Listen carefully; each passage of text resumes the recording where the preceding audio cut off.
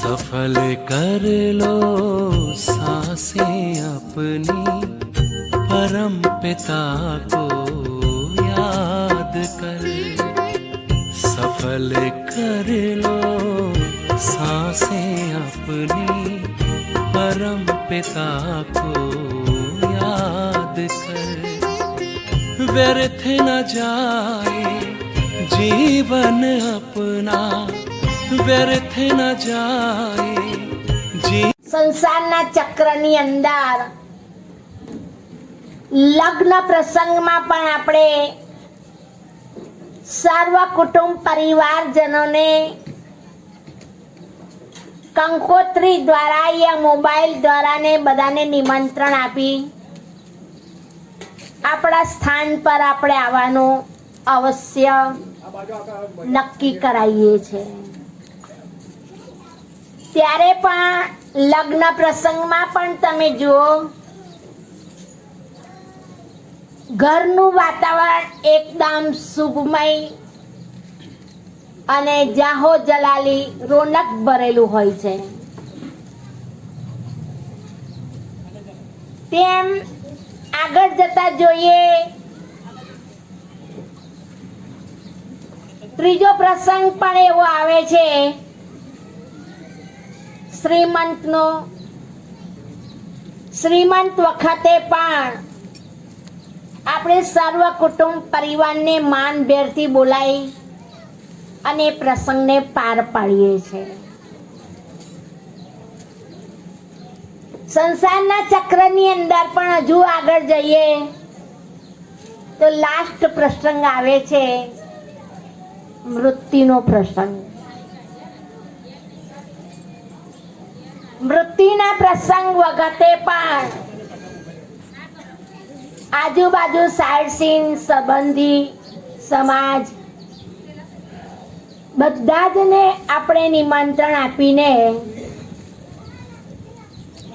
આ પ્રસંગને આપણે એ આત્માને શાંતિ મળે, એ આત્માને સાચી શ્રદ્ધાંજલિ અર્પણ થાય, એના માટે આપણે સગા સૌ કુટુંબ પરિવાર તે સ્થાન પર ભેગા થઈએ છીએ। જીવનની અંદર હરેકના બે પાસા અવશ્ય હોય છે। ચાહે તો દુઃખ કહો, ચાહે સુખ કહો, चाहे गरीबी कहो, चाहे साहूकार कहो। तेवी ज रीते संसार चक्रनी अंदर लास्ट समय में पण संसार में हरेक ना चक्र में पास थवुं ज पड़े छे के छेल्लो प्रसंग छे आपणो मृत्युनो प्रसंग। ते एक साइडना बे बाजुना सिक्का तो हरेक मारेला होय छे। तो मृत्यु कोने कहेवाय? मृत्यु शुभ कहेवाय के अशुभ कहेवाय? मृत्यु केटला प्रकारનું હોય છે? अगर संसार चक्रनी वच्चे रहीने पण मृत्युने सफल बनावવું दुनियावाळा असंभव माने छे।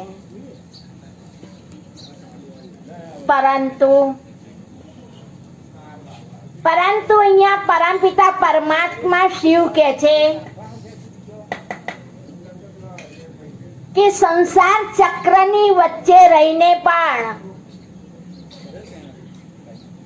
तमारो लास्ट से प्रसंग छे मृत्युने, ए मृत्युनो प्रसंग ने पण तमे सारी रीते एने आगळ वधावी शको। परंतु जोईए छे આગળના પ્રસંગમાં આપણા હરેક સગા સંબંધીને ખુશાલ યા તો મોજ માહોલનો પ્રસંગ હોય છે, પણ મૃત્યુના પ્રસંગની અંદર દુઃખ શોક લાગણી હોય છે.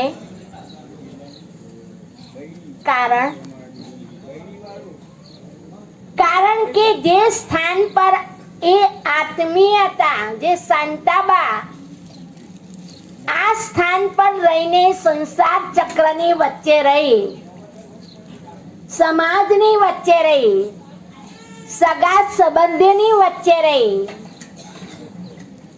અને આ જીવનને અંદર નિભાવ્યું અને નિભાવીને એમનું કાર્ય વ્યક્ત કરી અને જ્યારે પૂર્ણ થઈ જાય છે ત્યારે એ આત્મા કોઈને કહેવા પણ રહી નહીં શકતો. જીવનની અંદર આપણે કહીએ છીએ કે મૃત્યુ તો બહુ સહજ છે. આજકાલ દુનિયામાં પણ એવું કે છે, યૌવન વર્ગ પણ એવું કે છે કે મૃત્યુ કાલે આવતું હોય તો આજે આવે. પરંતુ હે માનવ, હે મનુ, તું જરા જાગૃત થા. મનુષ્ય કે મૃત્યુ એટલું સહજ નથી. મૃત્યુ કઠિન પણ છે અને મૃત્યુ સહજ પણ છે. મૃત્યુ કઠિન ક્યારે લાગે છે કે જ્યારે સંસારના ચક્રની અંદર, જીવનની અંદર કરોડિયાનો જાળ બનાવી દઈએ છે અને એ કરોડિયાના જાળની અંદર આપણે ફસાઈ જઈએ છે, ત્યારે લાસ્ટ સમયમાં એ કરોડિયાની જાળમાંથી બહાર નીકળવું એના માટે આપણને મુશ્કેલ લાગે છે.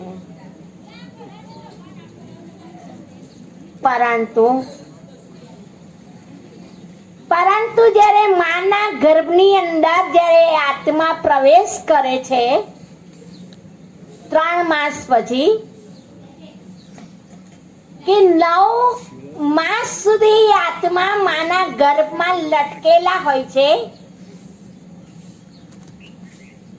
અને એ આત્મા એટલી બધી તરવાર દુખી અશાંત હોય છે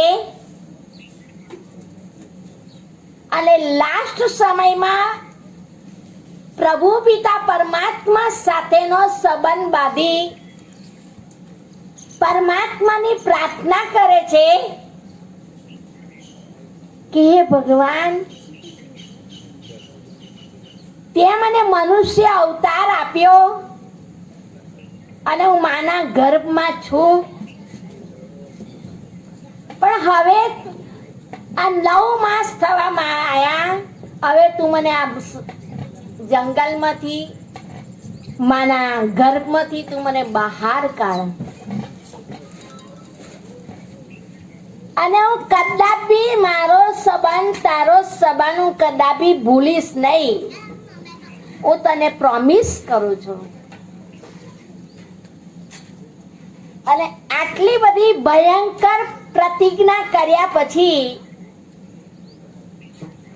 એ માના ગર્ભમાંથી બાળક યા બાળકીનો જન્મ થાય છે. પરંતુ સંસાર, નામ બોલીએ છે સંસાર, માના સંસારની અંદર કોઈ સાર નથી, કહીએ છે પણ ખરા. પણ જ્યારે બાળકનો જન્મ થાય છે પછી લગભગ 2 થી 2.5-3 વર્ષ સુધી એ બાળક યા તો બાળકીનો સંબંધ કોઈ વ્યક્તિ જોડે નથી હોતો. બસ હસે છે યા તો કોઈ આત્માને આવાહન કરે તો એ જાય છે બધાની જોડે. એને એટલું પણ સભાનતા નથી હોતું કે આ મારું ઘર છે, કે આ મારા મા બાપ છે, કે આ મારા સગા સંબંધી છે. એ નિર્મોહી આત્મા હોય છે. કોઈ જ પ્રકારનો એને મોહ માયા નથી હોતી. પરંતુ 3 વર્ષ પૂરા થાય પછી એને પૂરેપૂરો ખ્યાલ આવી જાય છે કે આ મારું ઘર છે, આ મારા સગા સંબંધી છે, આ મારા મા બાપ છે, અને આ જ મા બાપ કુખે દ્વારા મારો જન્મ થયો છે. ત્યારે એને સહી પરિચય થવાને કારણે એને સહી થોડુંક ભાન આવવાને કારણે ધીમે ધીમે ધીમે એ બાળકી યા તો બાળકનો સંબંધ ભગવાન તરફથી ધીમે ધીમે ઓછો થતો જાય છે. અને ઓછો થવાને કારણે જેમ જેમ વર્ષ થતા જાય છે તેમ તેમ બિલકુલ એની સભાનતા પણ ભૂલી જાય છે. દેહના જાગ્રતમાં આવી જાય છે, દેહના ભાનમાં આવી જાય છે. તેને ખ્યાલ નથી હોતો કે હું કોણ છું, ક્યાંથી આવ્યો છું અને ક્યાં જવાનું છે. કારણ મનુષ્ય આત્મા બોડી કોન્શિયસમાં જ્યારે આવી જાય છે, શરીરના ભાનમાં આવી જાય છે, ત્યારે તે સમય પરમાત્માની સ્મૃતિ એ ભૂલી જાય છે, પરમાત્માનું સ્મરણ ભૂલી જાય છે, પરમાત્માનું સ્થાન ભૂલી જાય છે. અને રિયલી જે ઘરેથી આવી હતી આત્મા અને જે પરમાત્માનું રિયલી ઘર છે એ બધું વિસ્મૃત થઈ જાય છે. તો શરીરમાંથી જ્યારે આત્મા નીકળવી એ સહજ નથી. કેમ કે આ ઘરની અંદર કોઈ 80 વર્ષ રહ્યું, કોઈ 90 વર્ષ રહ્યું, કોઈ 100 વર્ષ, કોઈ 30 વર્ષે, કોઈ 40 વર્ષે, કોઈ 50 વર્ષે ગયા. પરંતુ જેટલા વર્ષ બીતાયા તેટલા વર્ષની અંદર જે સતત પરમાત્મા સાથેનું કનેક્શન, પરમાત્મા સાથેની પ્રીત, પરમાત્મા સાથેનો પ્રેમ અને પરમાત્મા સાથેનો વ્યવહાર એ શું થઈ જાય છે? કટ થઈ જાય છે. અને કટ થવાને કારણે લાસ્ટ સમયે મૃત્યુના પ્રસંગે આપણે કહીએ કાનમાં જઈને બોલો પ્રભુનું નામ, રામ રામ બોલો. પરંતુ લાસ્ટ સમય તો એવો હોય છે કે કાનમાં કોણ શું બોલી ગયું તે પણ નથી ખબર પડતી, મુખેથી બોલી પણ નથી શકાતો અને આંખેથી જોઈ પણ નહીં શકાતો. આવી પરિસ્થિતિમાં આપણે કાનમાં ગમે તેટલું બોલીશું તો પણ લાસ્ટ સમયે તે સાંભળી નથી શકતો. કેમ? કારણ કે તેની ઇન્દ્રિયો કોઈ કામ કરી નથી શકતી. ઇન્દ્રિય કામ નથી કરી શકતી, પણ એના જીવન વ્યવહારની અંદર જે અભ્યાસ રાખવો જોઈએ પરમાત્મા સાથેનો, પરમાત્મા સાથેની પ્રીત રાખવી જોઈએ, પરમાત્મા સાથેનો સંબંધ રાખવો જોઈએ, એ એનો સંબંધ નથી હોતો. અને એટલે જ લાસ્ટ સમયમાં એના કાનમાં જઈને કહીએ કે રામ રામ બોલો, તો શું બોલશે? રામ રામ ની જગ્યાએ મેં મરા મરા. क्या बोलेंगे? मैं मरा मरा. વાસ્તવમાં મૃત્યુ પર વિજય પ્રાપ્ત કરવો હોય તો કે જ્યારથી તમે જન્મ્યા છો અને પ્રભુને પરમાત્માને જે કોલ આપીને આયા છો, એ કોલ, એ વાયદો, એ પ્રતિજ્ઞા મૃત્યુના એન્ડ સુધી નિભાવી રાખો અને લાસ્ટ સમય તક પરમાત્મા સાથેનો સંબંધ રાખો. અને એ સંબંધ રાખવાથી તો મૃત્યુ આપણું ગમે ત્યારે આવે તો આપણને અફસોસ નહીં થાય, દુઃખ નહીં થાય, શોક ઉત્પન્ન નહીં થાય, આપણું માઇન્ડ અપસેટ નહીં થઈ જાય. કારણ કે આપણને ખબર છે કે આ મુસાફરી ખાનાની અંદર ફક્ત આપણે 4 દિવસના જ મુસાફરી કરવા માટે ગયા, ચાહે પિતાના ઘરે ગયા કે ચાહે ભાઈના ઘરમાં ગયા કે કોઈ સમાજ કુટુંબ પરિવારમાં ગયા, તમે મહેમાન બનીને ગયા તો એ મહેમાન કેટલો સમય રહેશે? કેટલો સમય? 4 દાડા યા તો 15 દિવસ યા તો મહિનો. પછી શું કહેશે? હવે તમારે ઘેર જવું છે. શું કહેશે? હવે તમારે ઘેર જવું છે. હું ઘરની મુલાકાત લઈ આવું, ઘરે થોડુંક જોઈ આવું અને પછી એવું હશે તો હું પાછી આવીશ. એમ કરીને આંતરિક સગા સંબંધીના ઘરે ગયા હશો તો મહિને 1.5 મહિને પણ તમને ઘર તો જરૂર યાદ આવશે. કેમ ભાઈ? કે તમે સદાકાલ માટે ત્યાં નથી ગયા મહેમાન બની, ફક્ત 4 દિવસના જ મહેમાન બની ગયા છો. એમ આ મુસાફરી ખાનાની અંદર સૃષ્ટિમાં આપણે સૌ કોઈ મનુવા, હર કોઈ મનુષ્ય આત્મા 4 જ દિવસની મુસાફરી કરવા માટે આયા છે. આજે જોઈએ સંસારની અંદર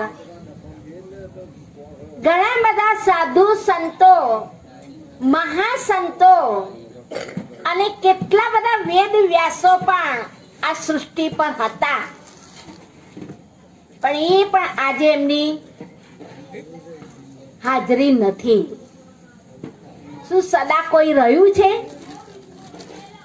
સદા કોઈ રહેવાનું નથી, સદા કોઈ રહેશે નહીં. આજ જન્મ્યા છે અને જન્મતાની સાથે પ્રભુ પિતા પરમાત્મા સાથેના વિધિના લેખ, ક્યારે તમારું મૃત્યુ છે, કેટલો સમય તક તમારે આ સ્થાન પર રહેવાનું છે, કેટલું તમારે એકબીજા સાથેનો સંબંધ નિભાવવાનો છે, એ બધું જ ઋણ તમે લઈને આયા હોય છે. અને એ ઋણ જ્યારે ચૂકતે થઈ જાય છે ત્યારે જે સમયે જે આત્માનું મિલન થવાનું હોય છે, લાસ્ટ સમયે તેની જોડે જ મિલન થાય છે. ઘણી વાર તમે જોતા હશો કે આ ઘરમાં રહ્યા, આટલા વર્ષ જિંદગી કાઢી, પણ ઘણો સમય તમે એવું હોય છે લાસ્ટ સમયે એટલે છેલ્લી ઘડીએ પણ આપણા સગા સંબંધી એને દવાખાને લઈ જાય છે, અને દવાખાને જતા હજુ તો દવાખાનામાં પહોંચતા નથી ને રસ્તામાં જ હોપલેસ કેસ થાય, મૃત્યુ પામે છે. શું સાથ રહ્યો? કોણ ભેગું થયું? એટલે તો આપણે કહીએ છીએ એકલા આવ્યા છે ને એકલા જવાનું છે. કહીએ તો ખૂબ પ્રેમથી છે કે અરે બેન એકલા આવ્યા છે, એકલા જવાનું છે, નિશ્ચિંત રીતે રહો. હા, સંસારના ચક્રની અંદર નિશ્ચિંત રીતે ક્યારે રહેશો કે જે જગ્યાએ તમારે મુસાફરી પૂરી કરીને જવાનું છે એનું તમે બરોબર બાથું કમ્પ્લીટ તૈયાર કર્યું હશે, અને એ બાથું તમે કમ્પ્લીટ તૈયાર કર્યું હશે તો જ તમે સંસારની વચ્ચે રહીને પણ નિશ્ચિંત રહેશો. પરંતુ ઓચિંતાનું યાત્રા પર જવાનું થશે તો શું થશે? આપણા કોઈ જોરી ઝંડા બિસ્તરા પોટલા તો કોઈ કમ્પ્લીટ તૈયાર કરેલા જ નથી, અને કમ્પ્લીટ સામાન ન કરવાને કારણે આપણું મૃત્યુ કલયુગની અંદર તો પહેલાના જમાના લોકો 70, 80, 90 વર્ષ જીવતા હોય છે. બાકી અત્યારની તમે પ્રજા જોવા જશો તો બહુ તો 30, 50 વર્ષ બહુ થઈ ગયું. કો તો ઘરડા રહી જાય ને યૌવન જતા રહે. આ છે કલયુગનો વાસ. અચાનક મૃત્યુ થઈ જાય. કઈ સેકન્ડમાં, કયા સમયે, કઈ ઘડીએ તમારું મૃત્યુ છે એ આ કલયુગની નિશાની છે. તો જ્યારે મૃત્યુ થાય છે ત્યારે શરીરમાંથી આત્મા નીકળવા માટે ઘણી બધી શરીરના જમણા અંગેથી લઈ અંગૂઠાથી કે મસ્તક સુધી એ આત્મા 24 કલાકની અંદર એટલી બધી દુખી તરવડ થાય છે તો ક્યારે આ શરીરમાંથી મુક્ત બનવું? કારણ એને 24 કલાકમાં એને ખબર પડી જાય છે કે હવે હું આ ઘરમાં, આ સગા સંબંધીમાં હું હવે નથી રહેવાની, હવે આ મારું વસ્ત્ર છોડવાનું છે. એને ખ્યાલ પણ આવે છે,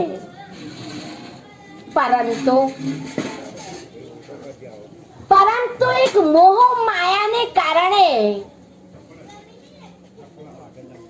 એનું કાર્ય ચૂકતું થઈ ગયું હોવા છતાં પણ એ શરીરમાંથી આત્મા નીકળવા કોશિશ કરતી નથી. એને સગા સંબંધીને મનથી છોડવા તૈયાર નથી થતી, અને એને પણ દુઃખ થાય છે કે આ બધું જ મારે આ છોડીને જવાનું છે, આ સ્થાનને છોડીને જવાનું છે, અને આખરે મારે કઈ જ નથી લઈ જવાનું. એટલે જ્યારે શરીરમાંથી આત્મા નીકળે છે ત્યારે આપણે કહીએ છીએ લાસ્ટ સમયમાં ડોક્ટરને બોલાવો. ડોક્ટર કહે છે બસ હવે ઉપરવાળાને યાદ કરો. ત્યારે તે સમયે વાતાવરણ ઘરનું બદલાઈ જાય છે. જ્યાં સુધી ડોક્ટર સૂચના ના આપે ત્યાં સુધી ઘરનું વાતાવરણ નથી બદલાતું. પણ જે ડોક્ટર બરાબર પરફેક્ટ જવાબ આપી દે કે ઉપરવાળાને યાદ કરો, ત્યારે આપણે બધા જ સગા સંબંધી દુઃખ, અફસોસ, શોક એની પાછળ આપણે રડવા કકડવાનો રિવાજ હોય છે. પરંતુ એ આત્મા જે શરીરમાં હતી ત્યારે ખુશ હતી, અને શરીરમાંથી જ્યારે આત્મા નીકળી ગઈ ત્યારે દુઃખનો એને અનુભવ થાય છે. એ તો દુઃખી ખરી, પણ સાથે સાથે આપણે સગા સંબંધી મળીને પણ એના ઉપર દુઃખ શોકના ગરમ ગરમ લોહીના આંસુ પાડીએ છે. તો ડબલ પ્રકારનું દુઃખ. ત્યારબાદ શરીરમાંથી જ્યારે આત્મા નીકળી જાય છે પછી હરેક મનુષ્યની આત્મા 13 દિવસ સુધી એ આપણા ઘરમાં જ હોય છે, આપણા સગા સંબંધીની પાસે હોય છે. અને સગા સંબંધીની પાસે જેની જોડે માયા મોહ માયા છે એ 13 દાડા સુધી એ ફરતી રહે છે અને આપણા ઘરમાં હોય છે.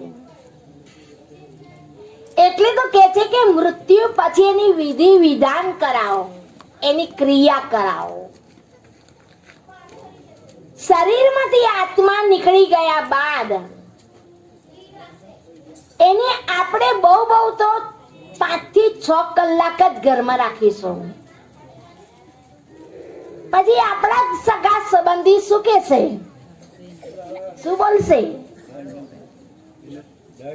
ભાઈ 6 વાગવા આયા, 5:30 થવા આયા, હવે તો સ્મશાનમાં લઈ જવાની તૈયારી કરો. કેમ ભાઈ?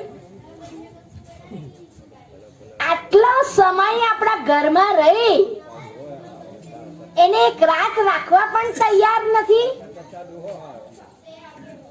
ચલો શરીરથી તો બોલતું નહીં, ચાલતું નહીં, દેખતું નહીં, સાંભળતું નહીં, તે શરીરને તો તમે 4 દાડા 6 દાડા અઠવાડિયું તો ઘરમાં રાખી શકે? કેમ ભાઈ? સંધ્યાકાળ થવા આવે એટલે આપણને સ્મશાન યાદ આવે. કદાચ કોઈની રાહ જોવાની હોય તો પણ શું કહીશું? ના ભાઈ, હવે સંધ્યાકાળનો સમય થઈ ગયો છે, હવે જે આવે તો એને સ્મશાનમાં મોકલજો. એટલી પણ આપણને ધીરજ નથી રહેતી. તો જે સગા સંબંધીનો જે સંબંધ હતો ક્યારે હતો? જ્યારે શરીરની અંદર આત્મા હતી ત્યારે એકબીજાનો આપણો સંબંધ હતો. પણ શરીરમાંથી આત્મા નીકળી ગઈ ત્યારે જે આત્મા નીકળી ગઈ એના માટે તો કોઈ સગું નથી, એના માટે કોઈ સંબંધ નથી. એનો સંબંધ પરમાત્મા સાથેનો હોય છે. અને એ આ સગા સંબંધીથી મુક્ત થવા માટે તરવડે છે કે આટલા સમય સુધી તો હું જોડે રહી, હા મારું શરીર સાથ નથી આપતું, આ તમે મને એને મુક્ત કરો. જેમ એક છોડ હોય, એ છોડની ઉપર પહેલા સૌપ્રથમ કુણા કુમળા પાન આવે છે, પછી મોટું થાય છે, પછી ફળ ફૂલ આવે છે, અને એ અતિશય વૃક્ષ ફૂલ પાત્ર થઈ અને આખરે પાછું શું થઈ જાય છે? કર્મઈ જાય છે. એવી જ રીતે જન્મ્યા અને મૃત્યુ સુધી સંસારની બધી જ ક્રિયાઓ કરી, બધા જ પ્રસંગો ઉજવ્યા, પરંતુ હવે જે શરીર કર્માઈ ગયું હોય એ કર્માયેલા શરીરને તમે કેટલો સમય રાખશો? શું સદાકાળ રહેશે ખરું? કોઈનું પણ શરીર સદાકાળ રહ્યું છે ખરું? આયા છે તેને જવાનું જરૂર છે. એટલે તો આપણે કહીએ છીએ જવાનું સૌએ જવાનું, ભાવની સફારીમાં સૌએ જવાનું. કેટલું સરસ ભજન ગાઈએ છે, કેટલું સરસ પ્રસંગમાં કહીએ છે ભજનમાં. હંસલો ચાલ્યો જવાનો એકલો રે, ત્યાં નથી કોઈનો રે સંગાત, ત્યાં નથી કોઈનો રે સંગાત. હંસલો ચાલ્યો જવાનો એકલો રે. કેટલું સરસ ભજન ગાયું, કેટલા સુંદર એના શબ્દ છે. મુખેથી બોલ્યા, મુખેથી વર્ણન કર્યું, મુખેથી ગીત ગાયું, ભજન ગાયું, પણ જીવન વ્યવહારમાં કર્મમાં અમલ લાયક ખરા? તો જ્યારે શરીરમાંથી આત્મા નીકળી જાય છે ત્યારે, જ્યારે એની અર્થી બંધાય છે ત્યારે આજુબાજુ જોતી જ હોય છે કે આ શરીર મારું કોઈ કામનું નથી. હવે મારા શરીરને શણગારી રહ્યા છે, અર્થી પર ફૂલો લાયા છે, નવા વસ્ત્ર પહેરાવે છે, અને જ્યાં સુધી અર્થીને તમે સ્મશાનમાં લઈ જાઓ છો ત્યાં સુધી આત્મા પણ સ્મશાન તક પણ આવે છે. તમે કહેશો બેન શું સત્ય વાત છે? સત્ય ઘટના છે. પણ એ જોશે આત્મા, ભલે શરીર નથી છતાં પણ આત્મા સગા સંબંધીને જોશે, પણ આપણે જોઈ નહીં શકીએ, કારણ કે શરીરથી અલગ બની ગઈ છે. અને આત્માની અંદર દિવ્ય શક્તિ, પાવર હોવાને કારણે એ આત્મા સ્મશાનની અંદર એને લાકડાની શેષ શૈયા પર સુવાડીએ છે, એ બધું જ ઊભી એ આત્મા જોતી હોય છે. ત્યારબાદ આપણે જુઓ, જો શરીર સાથે આપણા એકબીજાનો સંબંધ હોત તો એના અગ્નિ સંસ્કાર કરીને એની જે આપણે હડ્ડીઓ લઈ આવી છે, હડ્ડીઓ હાડકા કહીએ છે, તો આપણે શું કહેશે વડીલો? ભાઈ બહાર મૂકો, બહાર રાખો, હા અંદર નહીં લાવતા. કેમ ભાઈ? કેમ ભાઈ? આટલા વર્ષ સુધી તમારા જોડે સંબંધ રાખ્યો, આટલા વર્ષ સુધી બધાના પ્રસંગો પાર પાડ્યા, સમાજની જોડે વ્યવહાર રાખ્યો, અને એના અગ્નિ સંસ્કાર કર્યા બાદ એની જે હડ્ડીઓ છે ને, હડ્ડી, એ પણ વડીલો શું કહેશે? અંદર ના લાવતા, હા અંદર ના લાવતા, એને બહાર જ મૂકો. હડ્ડીઓની પણ કોઈ તમારી કિંમત નથી. તો કિંમત કોની રહી? કિંમત કોની હતી? શું શરીરની હતી કે આત્માની હતી? આત્માની હતી તારે તમારા સગા સંબંધી હતા, પણ શરીરમાંથી આત્મા નીકળી ગઈ તારે તમારી હડ્ડીઓની પણ કોઈ હડ્ડીઓની પણ કોઈ કિંમત નથી. એટલે તો કે છે પશુ પક્ષીનું મૃત્યુ થાય છે, કોઈ જાનવરનું, તે એની કિંમત તો વધી જાય છે, પણ જ્યારે માણસનું મૃત્યુ થાય છે ત્યારે કોડીનો થઈ જાય છે.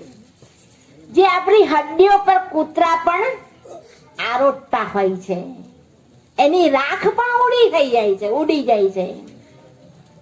એટલે એ આત્મા આપણા ઘરમાં 13 દિવસ સુધી આપણા ઘરમાં રહે છે, અને 13 દિવસ બાદ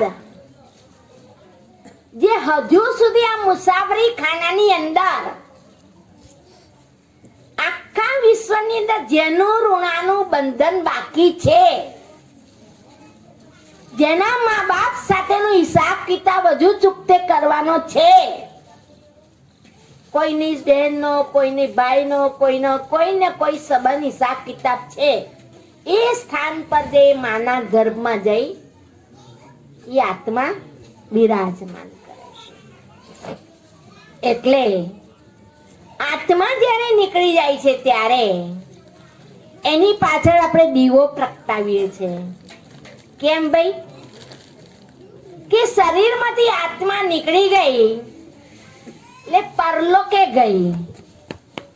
અને કારાવાસનો પત્ર પણ એવું લખે છે કે પ્રભુ પિતા પરમાત્મા ફલાણા બેન કે ફલાણા ભાઈ પરલોકમાં આયા છે, પરમધામમાં આયા છે, પરમાત્મા એ આત્માને તું શાંતિ આપજે. એનો મતલબ શું થયો? પરમાત્મા ઉપર છે, એની આપણે આજીજી કરીએ છીએ કે આત્મા તારી પાસે આવી છે અને આત્માને શાંતિ સુખનો અનુભૂતિ કરાવજે. તો જ્યારે શરીરમાંથી આત્મા નીકળી જાય છે ત્યારે એ મૃતક દેહના માથા પર આપણે દીપ પ્રજ્વલિત કરીએ છીએ, કારણ કે ભગવાનના ઘરે જતા એને અંધારું ન થાય. પણ હે માનવ, જરા સોચ તો કર, જરા વિચાર તો કર. દીવડાના નીચે જ અંધારું હોય છે, દીવડાના નીચે અંધારું હોય છે, તેનો પ્રકાશ કે ભગવાનના ઘર તરફ સુધી પહોંચશે ખરો? વ્યવહારિક રીતે પણ તમે જુઓ, એક ઘરની રૂમની લાઈટ તમે પ્રજ્વલિત કરી અને એક ઘરની રૂમની લાઈટ પ્રજ્વલિત કરીને બીજા રૂમમાં જાવ છો તો બીજા રૂમની પણ લાઈટ પ્રજ્વલિત કરીએ છીએ, બરાબર?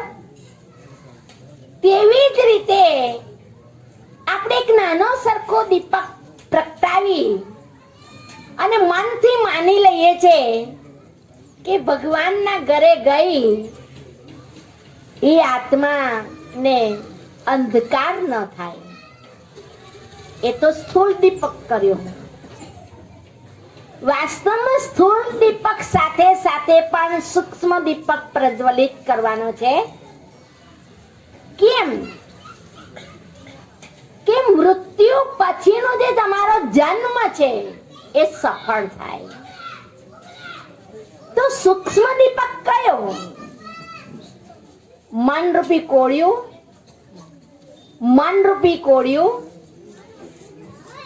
આત્મારૂપી દિવેટ,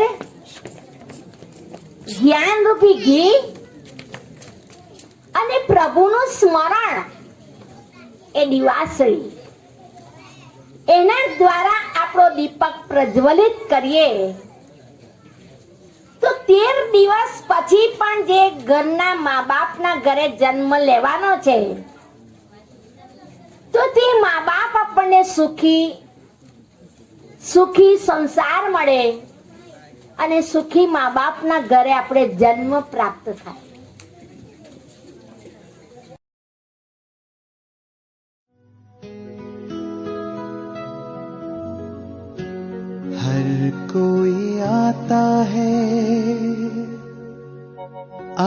आके चला जाता है, कोई न ठहरा यहाँ, ना ठहर पाता है।